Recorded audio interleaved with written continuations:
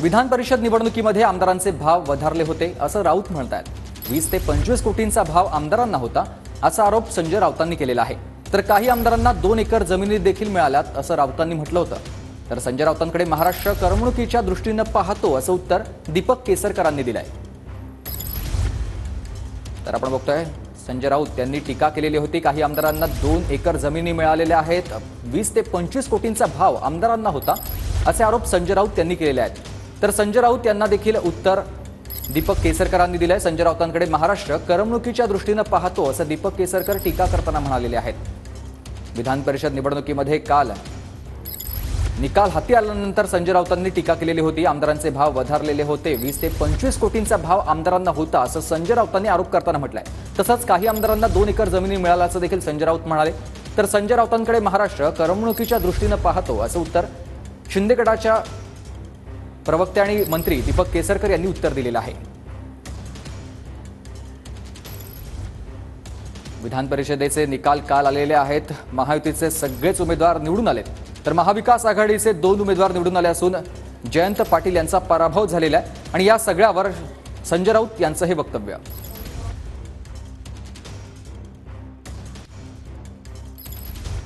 सत्ता असते, पैसे असते। कालचा भाव तुम्हाला माहिती आहे का आमदारांचा? जे 23च्या पुढे ज्यांना 26 मतं पडली, 25 मतं पडली, 24, त्या आमदारांचा भाव पत्रकाराने समजून घ्यावा। कारण शेवटचा भाव किती होता आणि नुसता भाव नव्हता।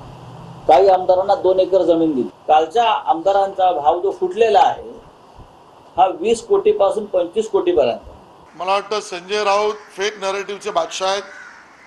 आमची तर माहिती आहे त्यांची 16 मतं जी शिवसेना उभाटा गटाची ती टिकवण्यासाठी सुद्धा त्यांना लक्ष्मी दर्शन झालं तरी 2 मतं कशी फुटली। लक्ष्मी दर्शनाचा कार्यक्रम उभाटा सेनेला आपल्या आमदारांना करावा लागला, किंबहुना काँग्रेसच्याही आमदारांना करावा लागला। जी एक्स्ट्राची 5 मतं मिळाली तरी 2 मतं कशी फुटली याचं उत्तर संजय राऊत देतील का? असले कुठलेही आरोप केले तर त्याबाबतची जाऊन वस्तुस्थिती तपासण्याची आवश्यकता असते।